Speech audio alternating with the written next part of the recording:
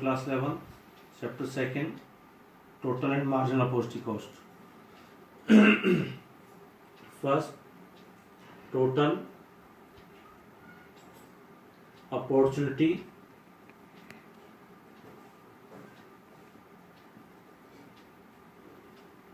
Cost. बेटा कल मैंने आपको अपॉर्चुनिटी कॉस्ट बताई थी, क्लियर होगी अपॉर्चुनिटी कॉस्ट क्या. अब total opportunity cost. Cost means output में लॉस होता है. It refers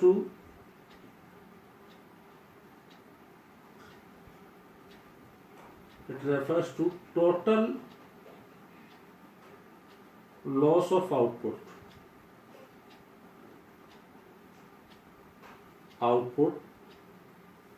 when the given resources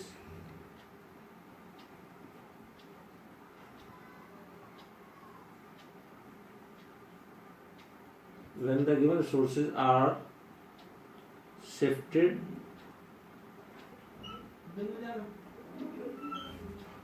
from production of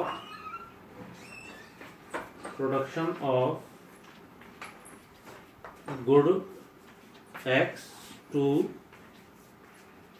good Y. अभी समझा देता हूँ. अपॉर्चुनिटी कॉस्ट मैंने कल आपको बताया था. कॉस्ट इसमें ये नहीं आती कि पहले भाई गुड्स में इतनी लागत आ रही थी जी, अब हमें 20 की जगह 25 रुपए देने पड़ रहे हैं, या पहले 30 रुपए लागत आ रही थी 30 की जगह 40 रुपए देने पड़ रहे हैं. इसमें लागत क्या आती है, जब हम किसी एक गुड्स का प्रोडक्शन बढ़ाते हैं तो दूसरी गुड्स का हमें क्या करना पड़ता है, लॉस होता है. लॉस कैसे होता है कि हमने वहां से क्या कर दिया, शिफ्ट कर दिए दूसरी गुड्स पर अपने गिवन रिसोर्सेज को, और रिसोर्सेज हमारे पास लिमिटेड होते हैं. तो हमने क्या किया कि मान लो 10 लेबर थी, ये हमने शिफ्ट कर दिए कहां पर, इसमें से कुछ इसमें शिफ्ट कर दिए दूसरी गुड्स के प्रोडक्शन पर. तो पहली गुड्स के प्रोडक्शन में क्या हो जाएगा, लॉस हो जाएगा. इसलिए जब हमने इसकी डेटा डेफिनेशन लिखी है total opportunity cost, it refers to total loss of output. दोबारा से समझिए, अपॉर्चुनिटी कॉस्ट में कभी भी ऐसा नहीं होता कि हम गुड X की जगह गुड Y का प्रोडक्शन हम करना चाह रहे हैं. तो ऐसा नहीं होता कि पहले मान लीजिए गुड Y की जब 10 क्वांटिटी यूज कर रहे थे तो 20 रुपए लागत आ रही थी, और जब 15 क्वांटिटी का हमने प्रोडक्शन किया तो 30 रुपीज लागत आने लगी. नो, इनकी जो कॉस्ट होती है वो अपॉर्चुनिटी कॉस्ट होता है, अवसर लागत होती है. पहले 10 का प्रोडक्शन कर रहे थे तो यहाँ इसका हो रहा था 20 का प्रोडक्शन, इसका आपने राइज किया 15 का तो इसका प्रोडक्शन हुआ 18 का. तो इस तरीके से होता है, या इसका प्रोडक्शन हुआ 12 का तो इसका लॉस कितना हुआ, 8 क्विंटल का लॉस हुआ. यहाँ हमने 5 क्विंटल, अगर हमारा प्रोडक्शन इसका बढ़ा है तो 8 क्विंटल इसका क्या हुआ है, लॉस हुआ है. तो किसमें लॉस हुआ है, आउटपुट में लॉस हुआ है, उत्पादन में लॉस हुआ है. इसलिए बेटा हमने जब इसकी डेफिनेशन लिखी है, it refers to total loss of output. कब, when the given resources are shifted from the production of good X to good Y. Production of X to good Y. Clear. और टोटल वर्ड क्या आ गया इसके साथ में, opportunity cost आपको पता ही था. वर्ड क्या आ गया, टोटल वर्ड आ गया. क्या आ गया इसके साथ में, टोटल. इसलिए हमने यहाँ पे टोटल वर्ड यूज किया जब हमने इसको डिफाइन किया. क्लियर. अब नेक्स्ट है marginal opportunity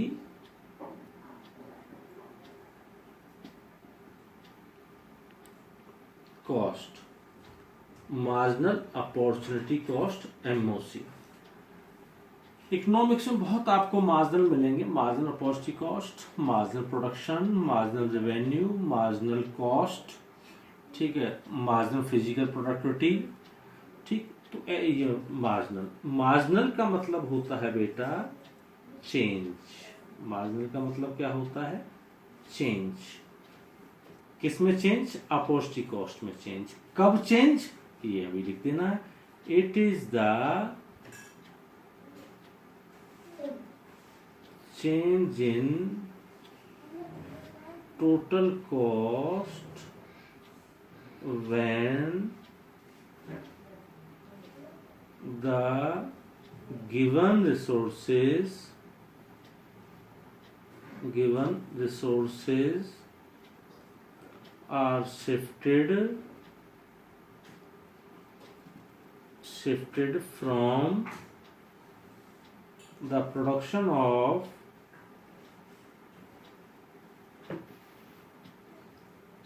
good X to good Y.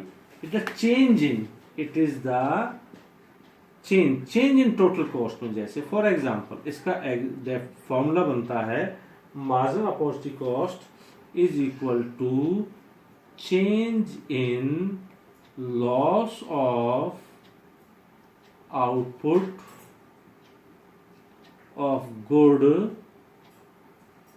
Goods X, good मत लिखना बेटा, ये बहुत बड़ी मिस्टेक होती, गुड नहीं goods, and change in gain of output of goods Y. ठीक, मीन्स जैसे मैंने आपको बताया था वीट, मैंने बताया था यहाँ पे मस्टर्ड, यहाँ पे जब आप 100 क्विंटल वीट का प्रोडक्शन करते हो तो सारे रिसोर्सेज पर आप यूज कर देते हो वीट पर, तो मस्टर्ड का 0, कुछ रिसोर्सेज हमने मस्टर्ड पर यूज किए 10 क्विंटल का, यहाँ पे 90 क्विंटल, कुछ रिसोर्सेज को किया यहाँ पे कितना आ गया, यहाँ पे 70, यहाँ पे कुछ का यूज किया तो क्या हुआ, यहाँ पे हमने किया 40, यहाँ पे 0। अब वो कहता है जैसे देखिए change in loss of output of good x, loss इसमें हो रहा है, लॉस कितना लॉस हुआ बेटा, मार्जिनल अपॉर्चुनिटी कॉस्ट निकालते हैं, कितना लॉस हुआ 10, कितना गेन हुआ 10, 1, कितना लॉस हुआ बेटा 20, कितना गेन हुआ 10, अपॉर्चुनिटी कॉस्ट 1, ठीक, कितना लॉस हुआ बेटा 30, कितना गेन हुआ 10, कितना लॉस हुआ, लॉस कितना 40 30 आएगा बेटा 30, यहाँ कितना लॉस हुआ 40 का, कितना गेन हुआ 10,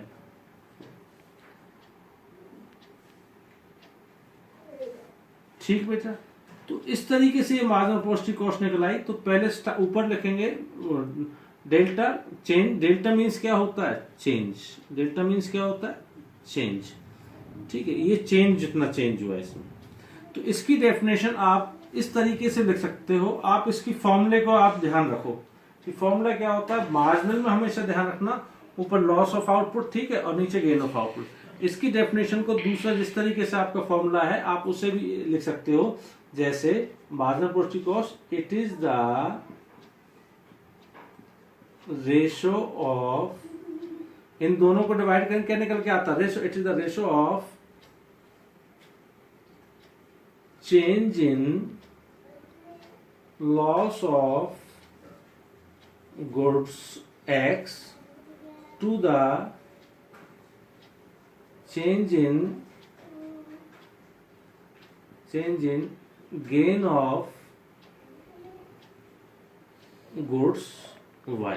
ये डेफिनेशन भी, ये भी याद है, it is the ratio of change in loss of output of good x to the change in gain of output of good y। Output कर देना, आउटपुट यहाँ पे गेन आउटपुट, ठीक, ये भी आपकी डेफिनेशन आपका, ये आपका टोटल अपॉर्चुनिटी कॉस्ट और मार्जिनल अपॉर्चुनिटी कॉस्ट आ गया। कई बार इसमें एग्जामिनर डिफरेंस पूछ लेता है कि what is the difference between total cost, total opportunity cost and marginal opportunity cost में। तो फर्स्ट पॉइंट तो आपका डेफिनेशन का हो जाएगा बेटा, डेफिनेशन मैंने आपको लिखवा दी, आपको डेफिनेशन क्या है, फर्स्ट पॉइंट आपका क्या हो जाएगा, डेफिनेशन का आपका फर्स्ट पॉइंट हो जाएगा, ठीक।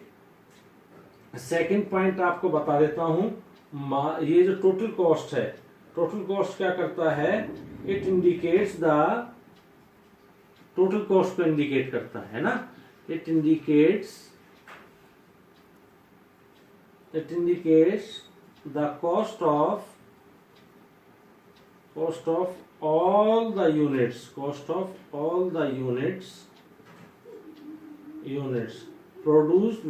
produced when क्या कर देते हैं, when some resources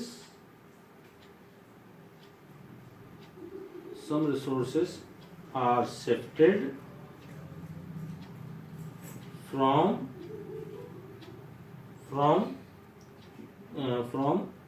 the use of goods X to goods Y. It indicates क्या करता है, कॉस्ट ऑफ ऑल यूनिट्स की कॉस्ट को दिखाता है, जब सम रिसोर्सेज शिफ्ट करे जाते हो गुड एक्स से गुड वाई की तरफ। ये क्या करता है, मार्जिनल, जैसे आपने देखा होगा जब निकाला था, चेंज निकाला था, एक पर्टिकुलर एक यूनिट का दिखाता है, ठीक है। ये it indicates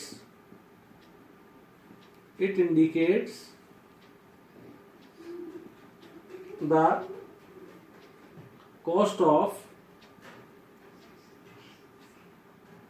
one more unit of output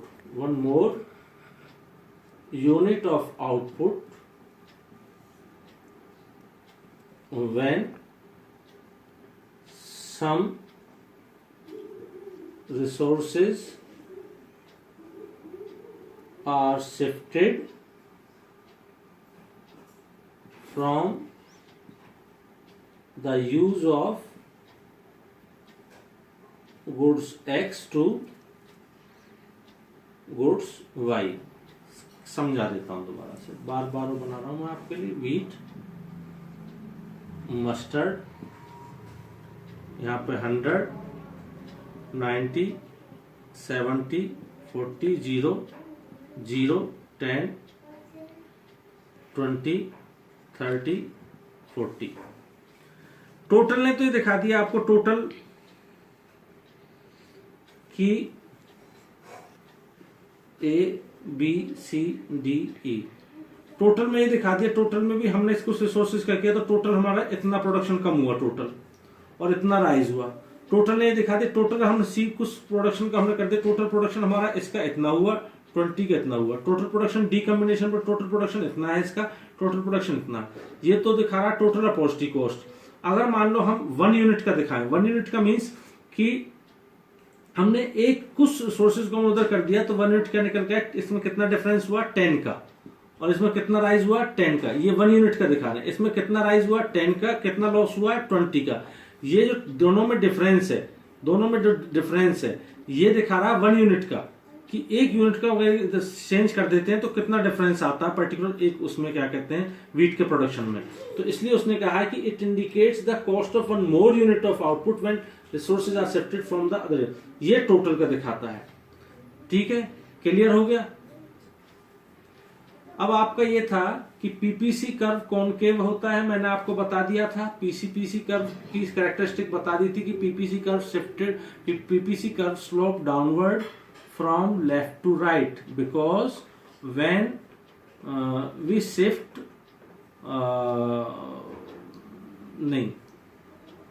इसे ऐसे करेंगे, PPC curve slope downward from left to right because when we produce more units of goods Y, we must loss of the production of good X।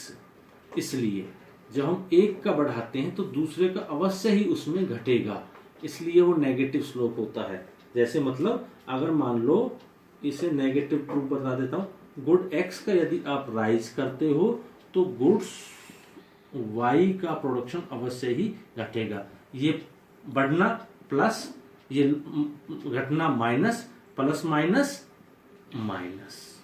अगर goods x का production कम होगा और goods Y का production rise होगा, तो ये भी negative relation show कर रहा है। कैसे? घटना नेगेटिव, बढ़ना प्लस, माइनस प्लस माइनस, तो दोनों में कैसा रिलेशन हुआ, नेगेटिव रिलेशन हुआ, इसलिए पीपीसी का slope downward from left to right. दूसरी कैरेक्टरिस्टिक्स मैंने आपको बताई थी, पीपीसी कर्व की जो शेप होती है बेटा वो कैसी होती है, वो कॉनकेव होती है। कैसे होती है, कॉनकेव होती है। कॉनकेव क्यों होती है बेटा, इसलिए होती है कि marginal rate of transformation, marginal rate of transformation, ठीक है, वो बढ़ती चली जाती है। मतलब पहले हमने 10 क्विंटल प्रोडक्शन करने के लिए पहले हमने 2 लेबर बढ़ाए थे, फिर और 10 लेबर का मस्टर्ड का यूज करने के लिए अब 2 की जगह हम क्या कर रहे हैं, 4 लेबर, हम 3 लेबर बढ़ाने पड़ रहे हैं हमें। रीजन ये है कि पहले लेबर्स किस चीज में प्रोडक्शन में स्पेशलिस्ट थे, वीट के प्रोडक्शन करने में स्पेशलिस्ट थे। अब उन्हें खुदा रहे हैं हम किस में, उन्हें इन्वॉल्व कर रहे हैं उसमें मस्टर्ड के प्रोडक्शन में, तो उनका स्पेशलाइजेशन किस में था, वीट के प्रोडक्शन में। तब स्पेशलाइजेशन, और जैसे फॉर एग्जांपल आपके घर में एक आया आती है, वो स्पेशलिस्ट है झाड़ू पोछा लगाने में, आप उससे कहते हो नहीं शिफ्ट कर दो, आपको कुक का खाना देते हो, नहीं खाना बनाओ, तो क्या करेगा वो, बढ़िया खाना बनाएगा नहीं, बेकार खाना बना पाएगी, क्योंकि उसका स्पेशलाइजेशन तो जो झाड़ू पोछे में था, वो खाना कहाँ से इतना बना पाएगी। यदि खाने वाली स्पेशलिस्ट है, अगर उसे झाड़ू पोछे में करोगे तो उसकी स्पेशलाइजेशन, उसका क्या होगा, वो डिस्टर्ब होगी। स्पेशलाइजेशन डिस्टर्ब होने के कारण उसका जो आउटपुट है, बेस्ट है, वो बेस्ट नहीं दे पाएगी उस प्रोडक्शन में, इसलिए उसकी जो प्रोडक्शन यूनिट है वो कम निकल के आती है उसके कारण। ठीक है, तो मैंने दोनों कैरेक्टरिस्टिक्स को भी आपको बता दिया है कि पीपीसी कर्व क्यों होता है, कॉनकेव क्यों होता है, और डाउनवर्ड लेफ्ट टू राइट क्यों होता है पीपीसी कर्व। तो ये आपका चैप्टर वो आपका कंप्लीट आपका ये हो गया है पीपीसी कर्व वाला। अच्छा, ये एक पॉइंट, सॉरी, एक और है, ये पीपीसी कर्व का स्लोप है, जो पीपीसी कर्व का स्लोप है, इसकी स्लोप किस पर डाउन डिपेंड करता है, जो मार्जिनल कॉस्ट का जो मैंने आपको बताया ना, ratio of the loss of the output upon the loss of gain of the output, ये इस पर डिपेंड करता है। ठीक है, ये ध्यान रखना। तो चैप्टर कंप्लीट हो गया है, अपनी बुक के आप देखोगे एमसीक्यू क्वेश्चन वगैरह, कहीं की प्रॉब्लम हो तो आप मुझसे पूछ सकते हैं। थैंक यू बेटा।